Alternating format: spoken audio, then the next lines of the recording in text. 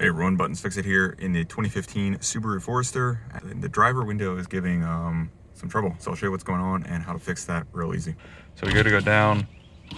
First of all, the auto doesn't work, so you got to put it down, which that's not a big deal. But then here's the problem. You got to pull the window up, let go, hit it again, let go. Really annoying. Super easy fix to handle this. Keep doing that little pulse till you get the window back up.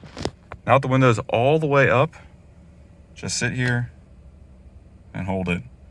Probably about 5 seconds or so. 1, 2, 3, 4, 5. I don't know. I'll give it a little bit more. What's an extra couple seconds? So there you go. Once you hold that thing, now, like magic, auto down,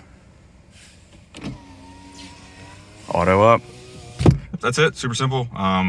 Thanks for watching. Leave a comment below if this helped you. Subscribe if you want to. And yeah, have a good one. Take care.